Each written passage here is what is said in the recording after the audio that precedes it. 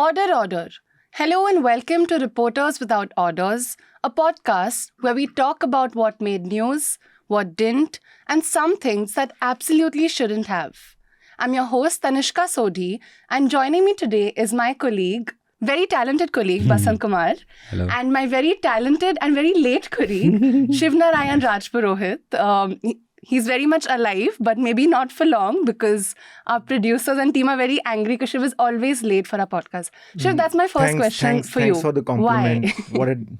What a way to start my day. Do tell us, what is this? Why does this always happen? No, I just received a call, so I was on call for half an hour. So ठीक है, we will believe you for today. So we'll talk about Shiv and Basant's stories today. So both are very different stories. Basant's story is about how DD News passed off BJP members as common Muslim citizens who are batting for the UCC, while Shiv's story is about an event in Delhi which was linked by the media to the UCC. This event had the Muslim World League Secretary General Mohammed bin Abdul Karim Al Issa, NSA Ajit Doval, and plenty of praises for both India and NSA. We'll start with Basant's story. Basant, so I witnessed you working on this story. You made several calls to a lot of people for I think over 2 days. But can you tell us a little about this story and how you came across it and decided to pursue it? हाँ, ये story basically है कि मैं कुछ और काम कर रहा था और उसी वक्त मैं डीडी न्यूज़ का यूट्यूब चैनल खोला तो मुझे एक खबर देखी कि मुस्लिम्स ने किया यूसीसी का समर्थन। फिर मैंने उसको खोला, फिर डीडी ने इस किसी का नाम नहीं लिखा था कि ये व्यक्ति कौन है, और उन्होंने खासकर उन लोगों से बात की थी जिन मुसलमानों की, जिन लोगों की दाढ़ी है या उन्होंने टोपी पहनी हुई है, और उनकी भाषा सुन के मुझे थोड़ा सा लगा कि सस्पिशियस है, क्योंकि उनको यूसीसी का पता भी नहीं था यूसीसी क्या है, और वो सिर्फ प्रधानमंत्री की तारीफ़ कर रहे थे। तो मुझे थोड़ी शंका हुई कि कुछ तो गड़बड़ है। फिर मैंने शुरू किया, सोशल मीडिया पहला जरिया है। वो लोग हापुड़ से थे तो मैंने हापुड़ के जर्नलिस्ट को फ़ोन किया, मैंने कहा इनको जानते हैं क्या, उनको जानते हैं क्या। धीरे धीरे उनका नाम पता चला, फिर मैं सर्च किया तो पता चल गया कि जो हापुड़ वाला वीडियो था उसमें एक व्यक्ति बीजेपी का अल्पसंख्यक मोर्चे का जिला उपाध्यक्ष है और वो पूर्व राष्ट्रपति एपीजे अब्दुल कलाम के नाम पे एक संस्थान चलाता है। उनसे मैंने बात की तो वो कह रहे थे कि मैं पहला इंसान हूँ हापुड़ में जो 500 से ज़्यादा बुर्का पहनी महिलाओं को भाजपा प्रदेश अध्यक्ष के मीटिंग में लाया। बड़े कॉन्फिडेंस में वो बता रहे थे। उनके ही घर पे उनके घर के सामने पड़ोसी रहते हैं, उनको बुला के बाइट किया गया था क्योंकि दीवारें दोनों की एक थी। तो उससे तय हो गया कि ये दूसरे वाले भी उनके जानने वाले हैं, और बाकी 2 लोग थे वो राहगीर थे हापुड़ वाले में।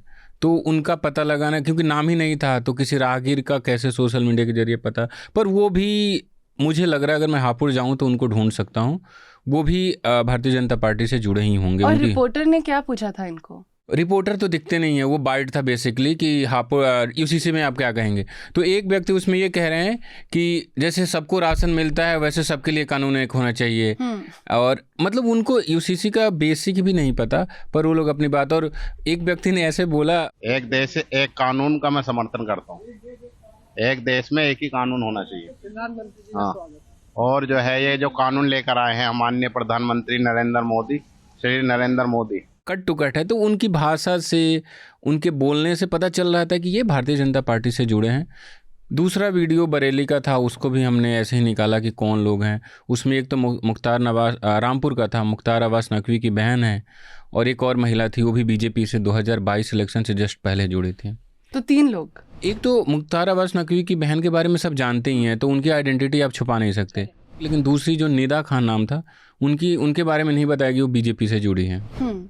तो फिर उन्होंने मतलब कुछ डिस्क्लेमर नहीं दिया कि, डिस्क्लेमर नहीं, बस इंट्रोडक्शन की बात है कि आप कैसे इंट्रोड्यूस जब हम लोग वीडियो करते हैं तो हमारा प्रोडक्शन कहता है कि मान लीजिए कोई सामान्य सा स्टूडेंट है, मान लीजिए किसी हम कोई स्टोरी करें, किसी अधिकारी का बाइट है, किसी पॉलिटिशियन का बाइट है, तो नाम देना और उनका डेजिग्नेशन लिखना वो कंपलसरी है।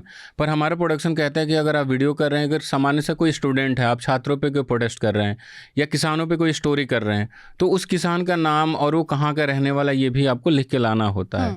हमारे प्रोडक्शन यही डिमांड करता है। और कई बार होता है कि आप जल्दी जल्दी में वो चीज़ मिस कर जाते हैं, नाम नहीं पूछा, आप 10 किसानों से बात किए, 3 का नाम पता है, 7 का नहीं, तो कई बार हमें सुना भी दिया जाता है। पर वो लोग कहीं भी नाम नहीं लिखे थे। और डीडी दिल्ली ने नाम नहीं लिखा था, इत्तेफाक से डीडी यूपी ने नाम लिख दिया था। ऐसे आपको तो पता? वैसे मुझे मैंने उन लोगों को ढूंढ तो लिया। आपको लगता है जानबूझ के उन्होंने डिस्क्लोज नहीं किया कि मतलब उनको लगता है कि ज़रूरत ही नहीं है? मैंने सवाल पूछा था तो उनका कहना था कि मतलब उन रिपोर्टर्स का ऐसा बिहेव था कि कोई खास ज़रूरत नहीं है, पर मुझे लगता है जानबूझ के किया गया है, क्योंकि डीडी ने पहली बार नहीं किया, हमने पहले भी इस पे स्टोरी की है। करेक्ट।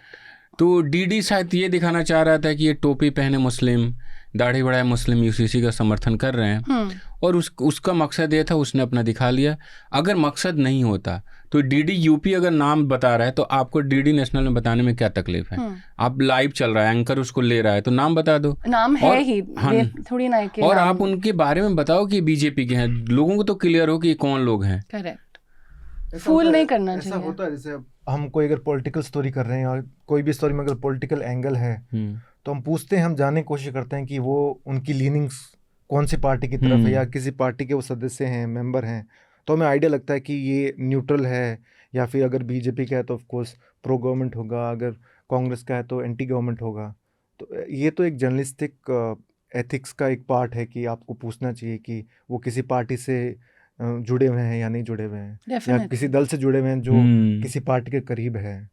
इसमें तो ये भी हुआ था कि रिपोर्टर ने, जो बीजेपी के जिला उपाध्यक्ष हैं इसके अल्पसंख्यक मोर्चा के, उनको फ़ोन करके बोला कि मैं बाइट लेने आ रहा हूँ और वो हापुड़ का जाना पहचाना नाम है, सब जानते हैं, तो इसका मतलब आपको पता होगा कि आप किसका बाइट करने जा रहे हैं। करेक्ट। और आपने बोला कि ये पहली बार नहीं हुआ है, ये पहली बार नहीं है जैसा हो रहा है, पहले भी हो चुका है। वो इंसिडेंट के बारे में थोड़ा बताइए। 2022 में इलेक्शन था, उसके पहले डीडी न्यूज़ में एक एंकर है, वो एक शो कर रही थी जिसका नाम था यूपी क्या बोले। तो हम लोग ऐसे ही मंडी हाउस में थे, और मंडी हाउस में डीडी न्यूज़ का मुख्य कार्यालय है, उसके चारों तरफ उनके होर्डिंग्स लगे होते हैं। तो हम होर्डिंग्स के पास गए तो दिखा कि एंकर दिख रही हैं, और पीछे जो तमाम पोस्टर्स हैं जो बैकग्राउंड में लगा हुआ है वो बीजेपी की योजनाओं के हैं। तो as a individual, as a journalist, हमको थोड़ी आशंका हुई कि कोई चुनावी कार्यक्रम है, आप चुनाव के समय कोई कार्यक्रम करने जा रहे हैं, तो उसमें होता है कि आप तमाम पार्टी के झंडा लगाएंगे या उनके जो बड़े लीडर हैं उनकी तस्वीरें लगाएंगे। आप किसी एक सरकार के कार्यक्रमों की तस्वीरें क्यों लगाएंगे, जैसे उन्होंने अन्न दिया या दूसरी चीज़ें हुई। हमारी स्टोरी यहाँ से शुरू हुई थी, 2022 की बात है, इलेक्शन से जस्ट 1-1.5 महीने पहले, विंटर का टाइम था। हम बस बेसिक स्टोरी ये करना चाह रहे थे कि डीडी न्यूज़ ये कर रहा है, फिर हम सोचे कि चला इनका शो देखते हैं, जो यूपी क्या बोले शो है। तो हम पहला वीडियो मेरठ का था या कानपुर का था, मुझे अभी ठीक से याद नहीं है। उसमें हमने देखा कि एक आदमी एंकर एंट्री करती हैं और वो थोड़ा सा अपना एज ए जर्नलिस्टिक तरीके से पूछती हैं कि हम यूपी में आए हैं और यहाँ के लोगों से बात करेंगे, जानेंगे कि सरकार की क्या कैसे रहा। वो जो पहला व्यक्ति मिलता है उसका नाम और लिखा था व्यापारी, नाम और बिजनेसमैन, व्यापारी, हिंदी में नाम लिखा था उसमें। और वो आदमी यूपी सरकार का खूब तारीफ़ कर रहा है, खूब तारीफ़ कर रहा है। ऐसे ही पूरे वीडियो में जो भी जिनसे भी बाइट ली जा रही हो तो खूब तारीफ़ कर रहे थे। तो हमको थोड़ा लगा कि कोई एक आदमी, जब भी हम ग्राउंड पे होते, कोई तो एक होता है जिसको कुछ दुख होता है, कोई तकलीफ़ होती है। हालांकि सरकारी चैनल से आप उम्मीद नहीं करते कि वो किसी का दुख बतलाएगा, लेकिन हमने वो जिनको व्यापारी लिखा था उनको सर्च किया। वो भारतीय जनता पार्टी के कानपुर की बात है, कानपुर के जो वो इनका व्यवसायिक प्रकोष्ठ होता है, जो बिज़नेस प्रकोष्ठ होता है, उसके अध्यक्ष रहे थे, और पिछले 5 बार से वो टिकट के लिए अप्लाई कर रहे थे, उनको टिकट नहीं मिल पा रहा था। ऐसे ही एक व्यक्ति थे जो कानपुर के ही थे।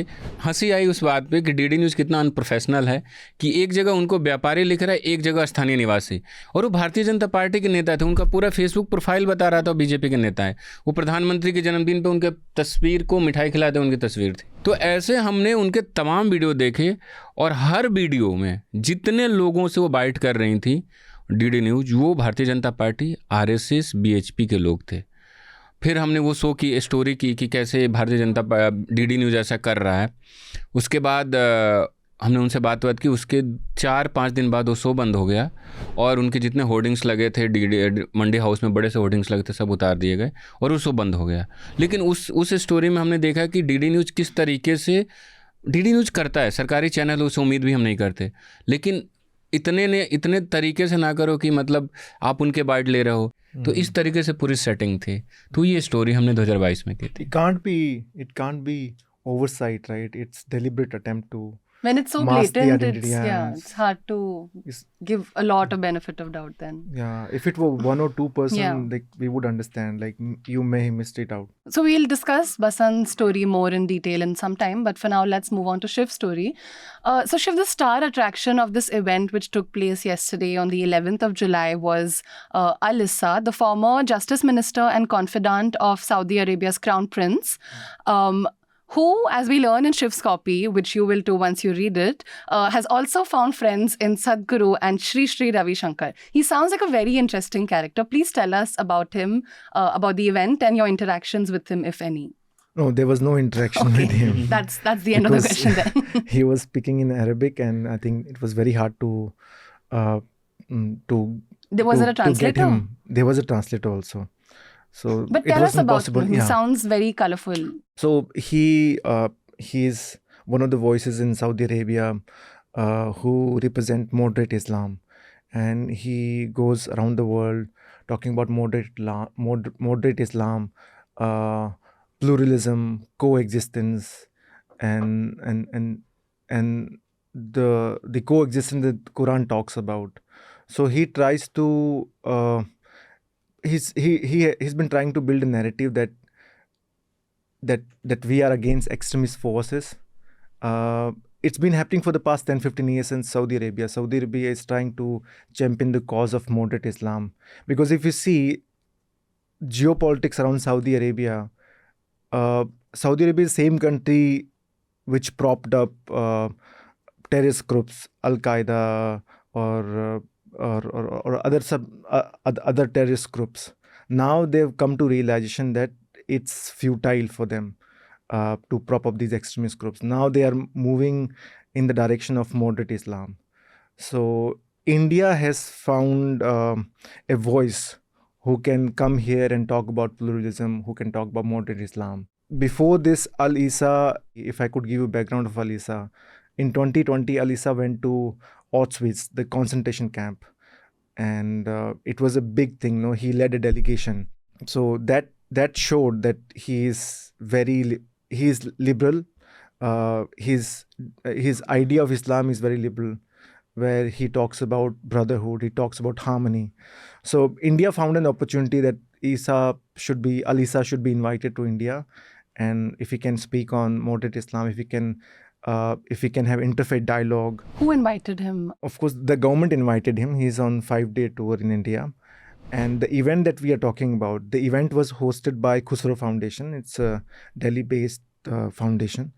And the event was held at India Islamic Cultural Center in Delhi. So I asked Khusro Foundation who invited Al-Issa for this particular event, not the overall tour. Because he has met ministers. Yesterday he met Prime Minister also after that event. Okay. So he has a packed schedule in India. So for this particular event where I went yesterday, for that event I spoke with Khusro Foundation directors, 2 directors, and they told me that that an invite was sent to Al-Issa some 3-4 months ago. And the invite, and he confirmed that he would come and speak at the cultural center just 15 days ago after Hajj was completed. So I asked him, was this invitation sent through the government, or what was the role of Ajit Doval, National Security Advisor? So he said, like, of course, it went through the National Security Advisor. So Doval had a big role to play in sending the invite and asking him to come to cultural center and speak on brotherhood, speak on moderate Islam. But not on Uniform Civil Code. No, I don't know the details whether Doval specifically asked him to speak on on these topics. I asked directors if they had early interactions, if they held interactions with Al-Issa before the event. Did you ask him to speak on these focus areas or these ideas that he can touch upon? He said no.